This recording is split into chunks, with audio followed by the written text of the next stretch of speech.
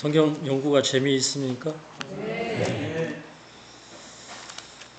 근데 복음서에도 그렇고 예언에 관한 말씀이 참 많습니다. 그러니까 사복음서에도 예언에 관한 말씀이 굉장히 많거든요. 그래서 그런 이제 그때 당시에 그런 의미들이 현대 우리에게 와서 어떻게 적용이 되는가, 이런 것들을 살펴보면 굉장히 큰 은혜가 되는데, 여기 마태복음 17장에 있는 변화산 사건도 이 시대에 우리에게는 굉장히 중요한 의미가 있습니다. 우리 마태복음 17장을 살펴보도록 하겠습니다. 여기 이 사건은 이제 예수님께서 십자가에 달려 돌아가시기 한 며칠 전쯤에 베드로, 야고보, 요한을 데리고 변화산에 올라가셨어요. 변화산에 올라가셔서 아버지께 기도하셨죠. 창세전에 아버지와 함께 가지셨던 그 모습으로 변화하게 해달라고 기도하셨더니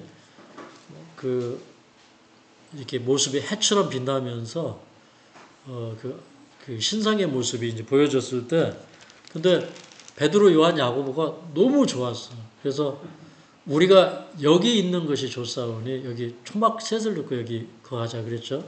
근데 그때 이제 실제로 그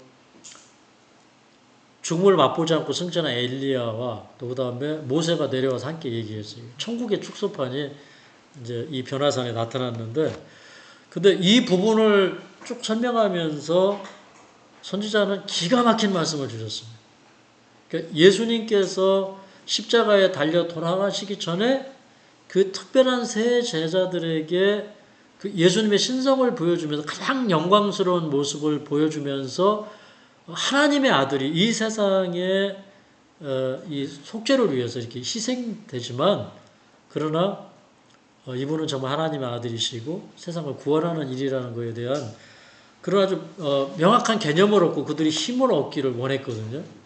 근데 이게 이 사건으로만 그냥 끝나는 것이 아니고, 하나님의 백성들이 이제 그 일요일 휴업령을 만날 것인데, 일요일 휴업령 이전에 늦은 비가 와가지고 그 제자들이 했던 그 변화산의 경험을, 그 늦은 비의 경험을 이 깨어있는 하나님의 백성들이 하게 될 것이다. 그 얘기를 지금 교회증언 1권 353쪽에 하고 있는 거예요. 굉장한 얘기입니까? 자, 우리 교회증언 1권 353쪽 함께 읽겠습니다. 시작. 그분께서는 배반과 십자가의 죽음이 있기 전에 당신의 마지막 무서운 고난을 위하여 힘을 얻으셨다. 셋째 천사의 기별이 큰 소리로 증거되고 큰 능력과 영광이 마지막 사업에 따르게 될 때 하나님의 충성된 백성들은 그 영광에 참여하게 될 것이다. 환난의 때를 통과하도록 그들을 일깨워주고 그들에게 힘을 주는 것은 늦은 비이다. 그들의 얼굴은 셋째 천사와 함께하는 그 빛의 영광으로 빛날 것이다. 그러니까 이 일요일 휴업령이 오기 전에 12 제자가 다 이걸 경험하지 않았어. 그 가운데 특별한 세 제자만. 그러니까 저는 현재 진리를 가지고 진리를 살아가면서 이 기별을 전파하기 위해서 애쓰는 사람들 가운데 그 세 제자의 경험을 할 사람들이 있다고 믿습니다. 그런데 이제 거기에는 정말 모세도 내려오고 엘리야도 오고 그 예수님이 이렇게 셋이 얘기하는 걸 봤는데 너무 이렇게 용기가 되고 힘이 나는 거예요. 너무 좋은 거예요. 그런 것처럼 우리가 늦은 비를 받게 되면 우리도 너무 좋을 거예요. 세상에 있는 어떤 것도 부러워하지 않을 거예요. 그냥 그 산속에 있어 초막을 짓고 살아도 너무 좋습니다라는 그런 고백이 우리가 늦은 비를 경험할 때 이르러오지 않겠나, 그런 생각을 해봅니다. 그래서 마태복음 17장 패턴에서도 역시 일요일 휴업령 전에 하나님의 백성들에게 특별히 받아야 될 늦은 비가 있음을 우리는 보게 되었습니다. 자, 다시 한번 좀 스캔해서 정리를 하시고요. 변화산의 경험이 오늘 우리에게 이루어져야 된다. 변화산의 경험은 일요일 휴업령 후에 하는 거예요? 지금 하는 거예요? 지금 그 경험이 필요하다는 것입니다. 변화산의 경험을 하려면 변화되어야 되겠죠. 그 다음에 요한복음 20장에 있는 말씀이에요. 이 말씀도 너무 기가 막힌 말씀입니다. 이제 이 요한복음 20장을 우리가 이해하려면 사실은 누가복음 24장부터 보는 게 좋습니다. 누가복음 24장에 보면 엠마오로 가는 두 제자 얘기가 나와요. 엠마오로 가는 두 제자가 예수님을 선지자로 바랬는데, 근데 예수님께서 예루살렘에서 십자가에 달려 돌아가시니까 이거 이해할 수가 없는 거예요. 너무 시리에 젖어서 기도하기 위해서 엠마오로 가는데 그 시리에 찬 두 제자를 만나기 위해서 예수님이 이렇게 그들이 이렇게 걸어가는 도중에 행인의 모습으로 오셨어요. 그리고 예수님의 모습을 촥 보여주신 게 아니고 그 모습을 행운으로 가장을 하신 다음에 제일 먼저 하신 일이 뭐냐면 여기 24장 27절입니다. 자, 27절 읽겠습니다. 시작. 이에 모세와 및 모든 선지자의 글로 시작하여 모든 성경에 쓴 바 자기에 관한 것을 자세히 설명하시니라. 그러니까 예전에 공부를 시켜주셨지만 다시 한번 그 구약의 선지자들이 예수님의 십자가에 대해서 어떤 예언을 했는지 구약에 있는 성경을 핵심을 다 풀어준 거예요. 그러니까 그들이 어떤 경험을 했습니까? 여기 31절에 보면 예수님을 초대해서 예수님이 축사하실 때에 예수님의 음성을 드디어 분간하고 31절에 보니까 눈이 밝아졌다고 그랬어요. 밝아졌다. 영어로는 오프닝이거든요. 여기 보면 오프닝이 3개가 나와요. 열리는 게, 열리다라는 말이 3개가 나와요. 그 다음에 32절에 보면 그들이 서로 말하기를 우리에게 성경을 풀어주실 때에 우리 속에서 마음이 뜨겁지 아니하느냐. 성경이 열려요. 그러니까 눈이 열리고 성경이 열려요. 그러니까 마음이 어떻게 되는 거예요? 마음이 뜨거워져. 그래서 이제 그 사실을 알리기 위해서 제자들은 예루살렘의 한 다락방에, 그 마가의 다락방에 숨어 있었잖아요. 거기를 달려간 겁니다.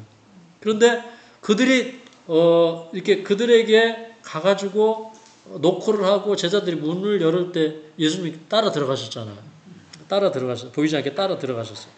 그런데 예수님이 또 하신 게 뭐냐면 44절에 그 다락방에 숨어있던 제자들에게 하신 말씀이 44절에 보면 모세의 율법과 선지자의 글과 시편에 예수님을 가리켜 기록한 것들이 이렇게 이루어져야 했다라고 풀어서 설명해 주십니다. 그러니까 45절에 보면 이에 저희 마음이 열려서 성경을 깨닫게 돼요.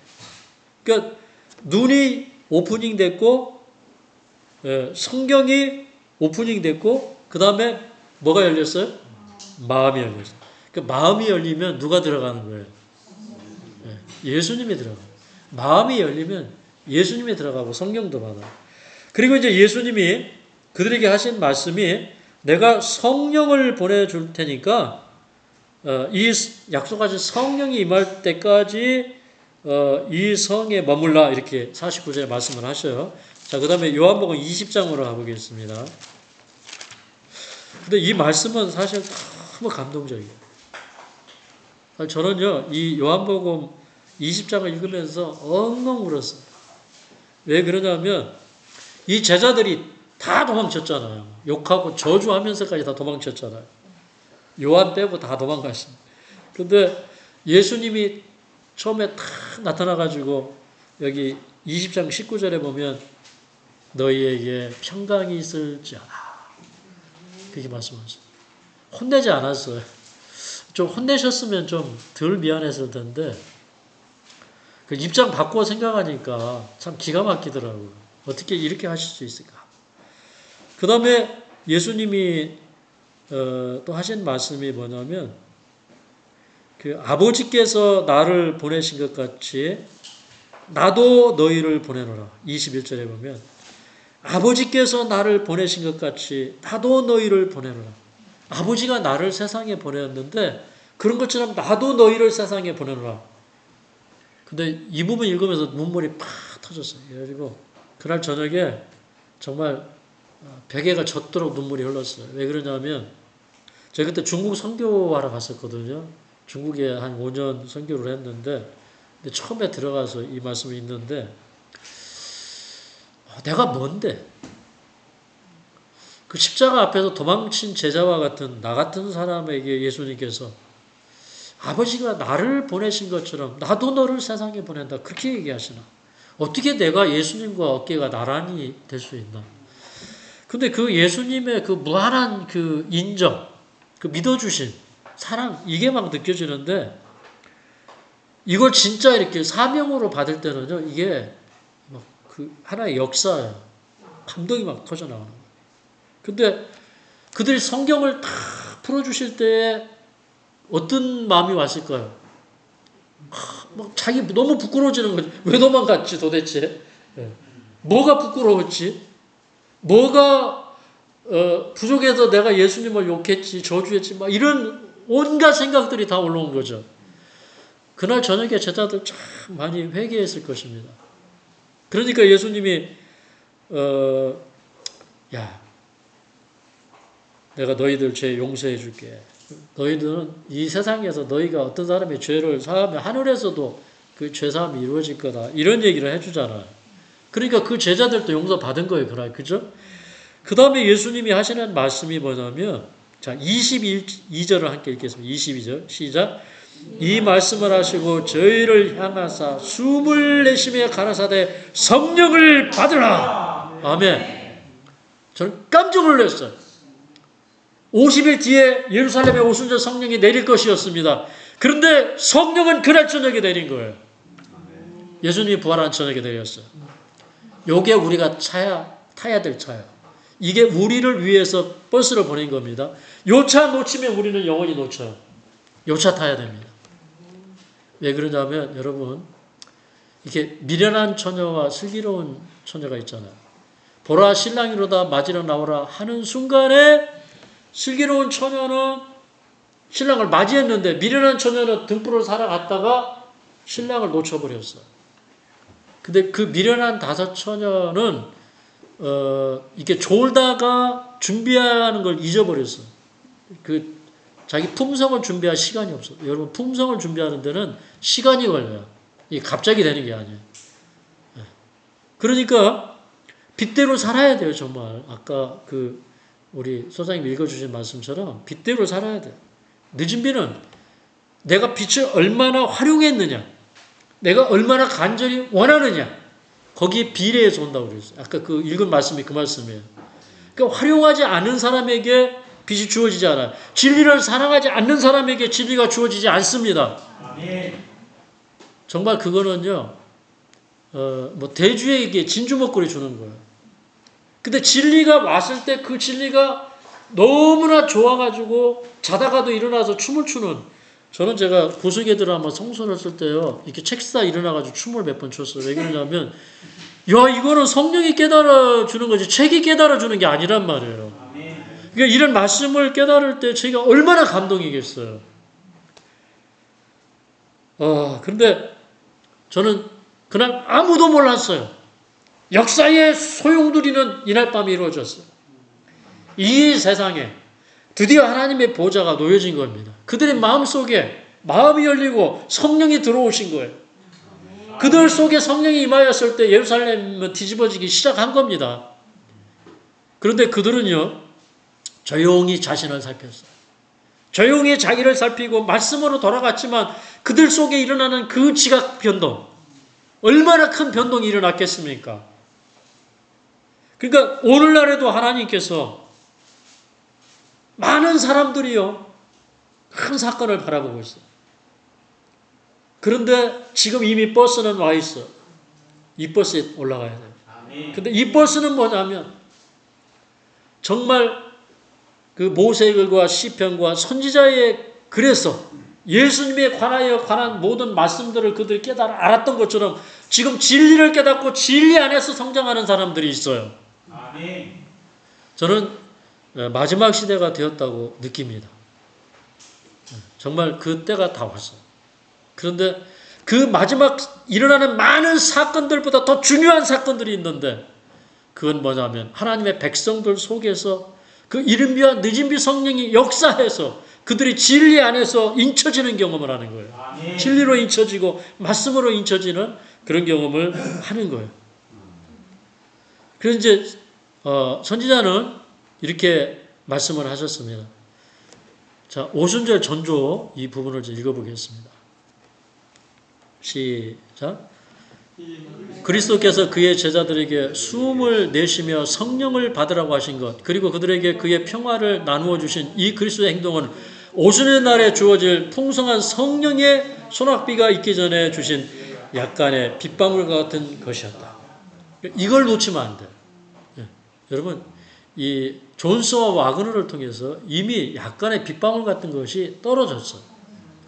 그런데 그거를 느끼지 못한, 그날 밤에 이 세상은 아무도 이 역사를 감지하지 못했어요.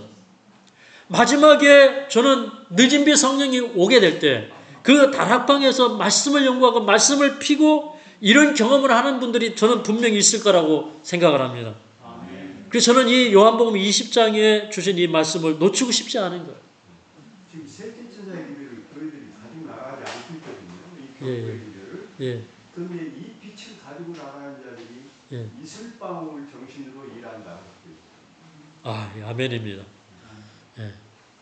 그러니까 정말 이런 경험을 하시는 분들이 급하니까 더 나가서 일을 하시겠지요. 자, 이 말씀은요, 지금 방금 읽은 말씀은 그 예언의 선물 상권 243쪽과 244쪽에 있는 말씀입니다. 그래서 저는 이 요한복음 20장에도 우리가 지금은 이게 품성으로 준비되고 말씀으로 준비되는 것은요, 표시가 나지 않아요. 맞습니까? 내가 품성으로 준비되고 말씀으로 내 속에서 뜨거워지고 이렇게 마음이 열리고 성경이 열리고요. 그런 경우 우리가 해야 돼요. 성경이 이해되고 우리 마음이 열려서 이렇게 예수님이 막 우리 마음속에 들어오시고 그런 경험을 우리가 해야지 우리가 늦은 비의 경험으로 나아갈 수가 있습니다. 그 다음에 마태복음 21장으로 가겠습니다. 이 마태복음 21장 사건도 대단히 중요한 사건입니다. 여러분, 왜냐하면 역사는 반복되기 때문에 그래요. 이 마태복음 21장 사건은요, 그 예수님께서 나귀를 타고 예루살렘에 입성하신 의도적으로 준비하신 사건이에요. 근데 그 멍에 매지 않은 어떻게 보면 아주 그 연약한 그런 나귀를 타고 올라왔어요. 그러니까 이 옛날에 왕들이 이렇게 그 나귀를 타고 이제 그 올라가서 왕이 되고 이제 이런 역사가 있죠. 그런데 예수님이 그 왕이 되기 위해서 올라가는데 나귀를 탔다는 건 두 가지 의미가 있습니다. 첫 번째는 그 왕국의 속성을 얘기하는 거예요. 여러분, 원래 왕들은 뭘 타고 다녀야 돼? 말을 타요. 전쟁하는 말. 근데 이게 어떤 칼이나 어떤 무력으로 세워지는 나라가 아니라 이 나라는 무슨 나라라는 거예요? 평화의 나라. 그 다음에 섬김의 나라라는 거예요. 그러니까 자기 과실을 위해서 말을 타지 않고요. 오늘날은 말하면 티코 타고 올라가신 거예요. 예. 벤츠 안 타고 티코 타고 올라가신 거예요. 예. 그러니까 그럼에도 불구하고 역사는 컸습니다. 그러니까 그 앞에서 예수님을 인도하던 사람들, 막 소경이 눈을 떠가지고 굽비를 닫고 인도하고, 그 다음에 사람들이 그 레드카펫 대신에 겉옷을 벗어가지고 깔고, 그 다음에 사람들이 성령을 받아가지고 예언하는 거예요. 호산나 다윗의 자손이야. 그러면서 성경에 많은 예언들을 하면서 이분을 집중적으로 조명할 때, 그런데 그때 마침 세계 각국에서 유월절을 지키기 위해서 예루살렘에 많은 사람들이 모여들었습니다. 그래서 온 성이 발칵 뒤집어졌어. 그래서 이제 여기 10절에 보면, 자, 10절 읽겠습니다. 21장 10절 시작.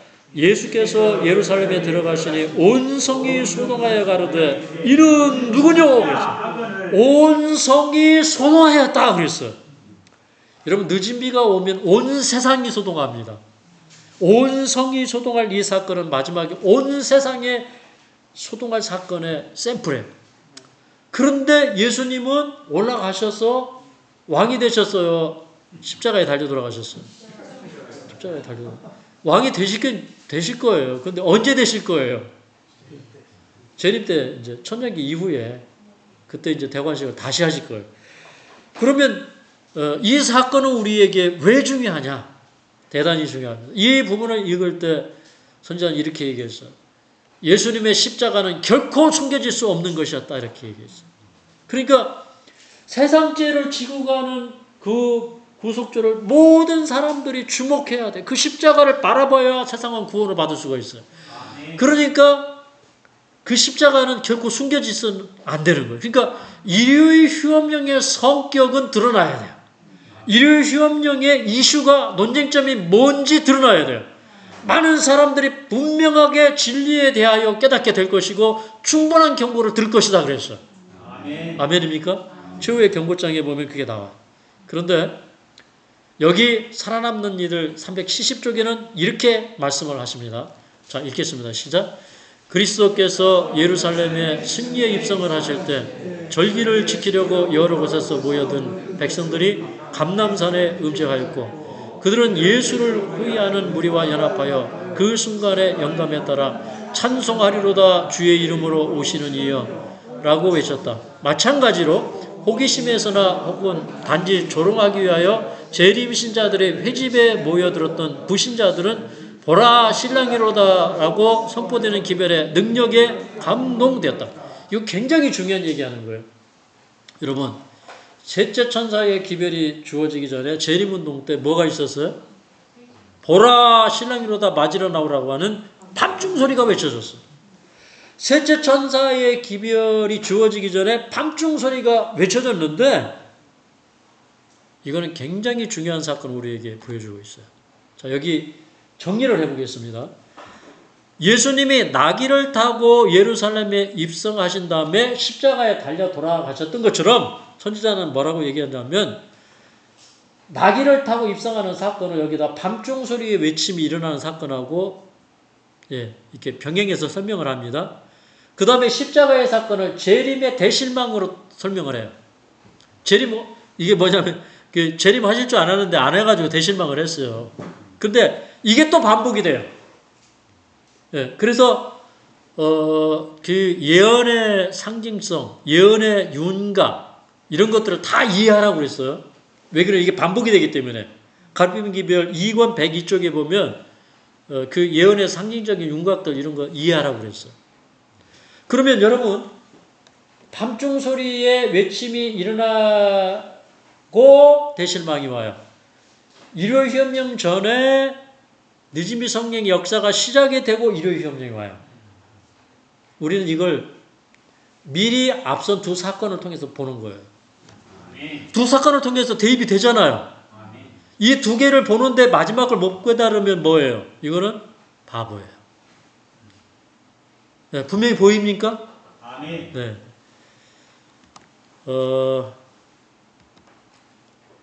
그 늦은 비가 일어날 때 정말 역사 이래로 없었던 큰 부흥이 일어날 것이라고 해요. 그래서 부흥과 수반되는 게 뭐예요? 개혁이 일어나는 거예요. 우리 개혁이라는 것은 정말 우리 실생활에 변화가 일어나는 거예요. 그 다음에 병자들이 치료되고 방언하는 일이 있고 이 방언은 사실 왜 주어집니까? 방언은 언어의 장벽을 뚫기 위해서. 그렇죠. 그 다음에 현장 회심의 경험들이 일어나요.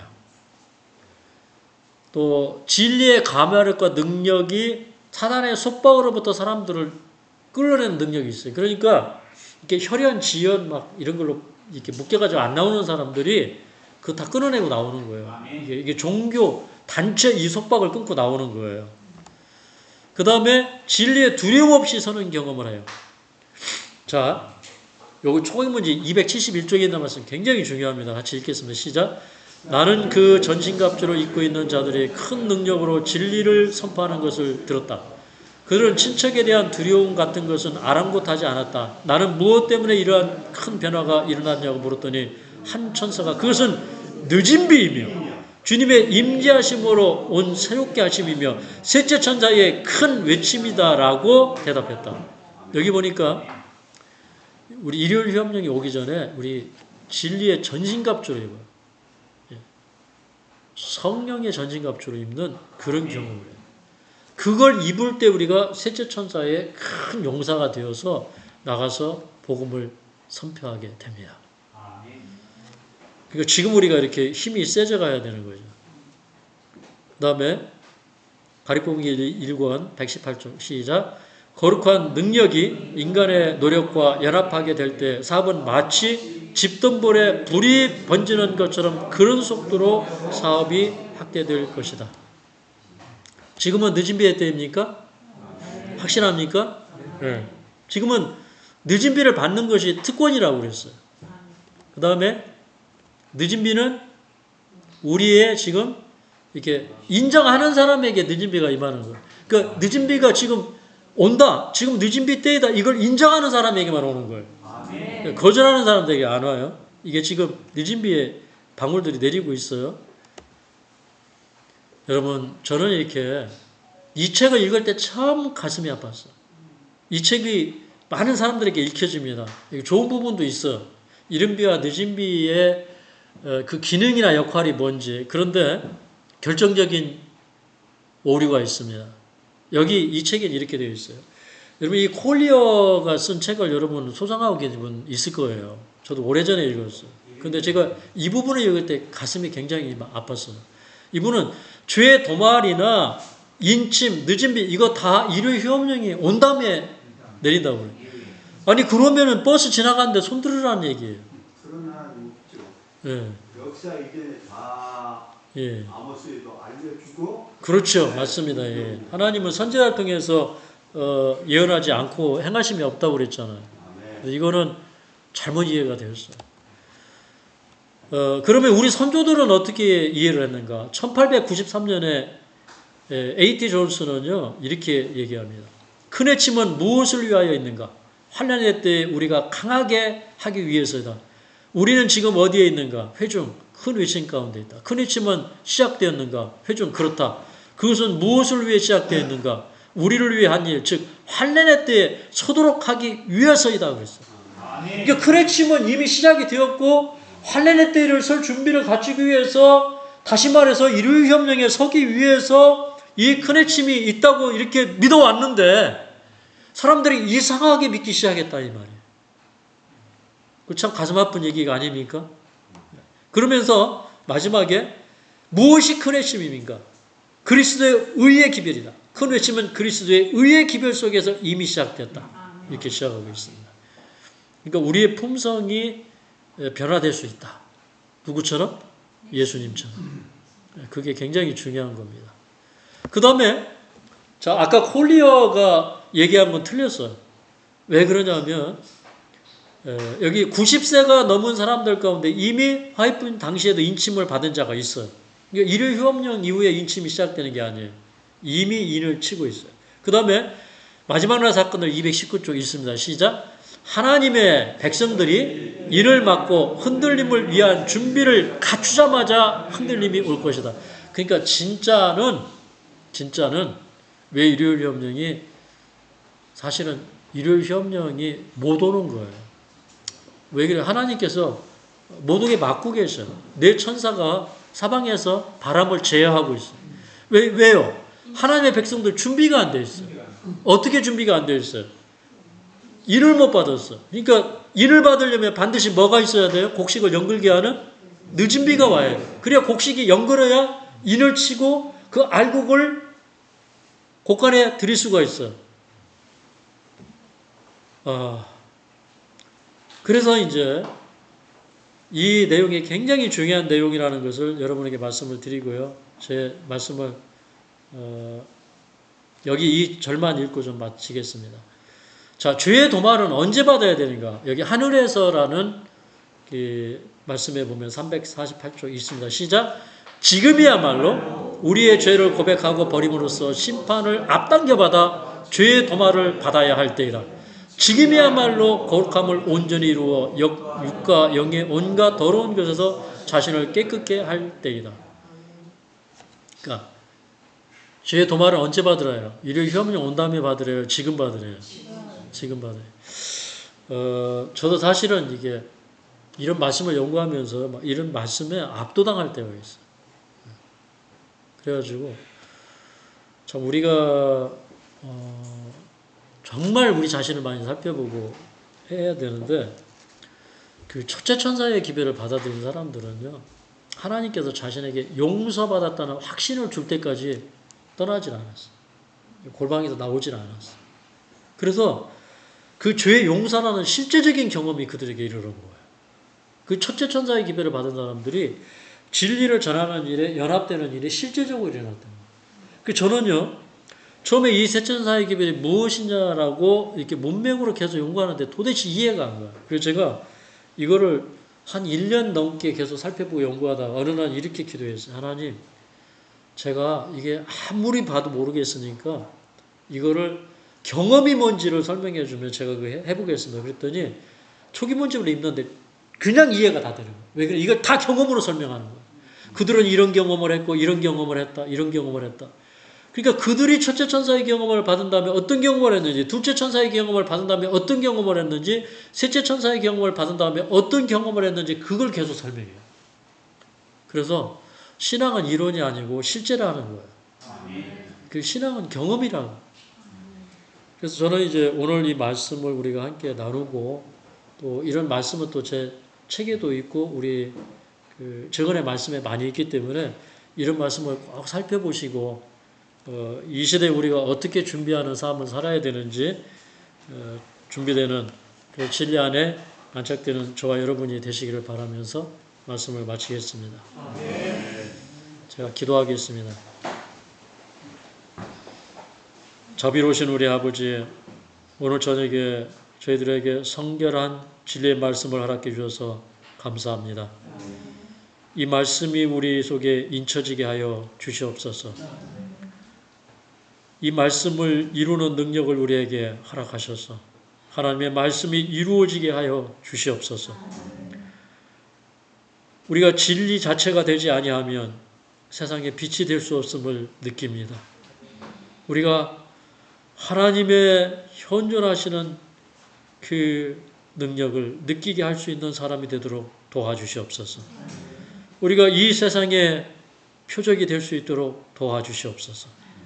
그래서 과연 그리스도가 당신이 믿는 하나님 가운데 당신이 믿는 그 삶 속에 있다고 하는 사실을 믿을 수 있도록 도와주시옵소서. 사랑하는 주님, 오늘 저녁에 우리에게 이 주신 말씀을 성령으로 더욱더 조명하여 주셔서 명료하게 깨닫게 하여 주시옵소서.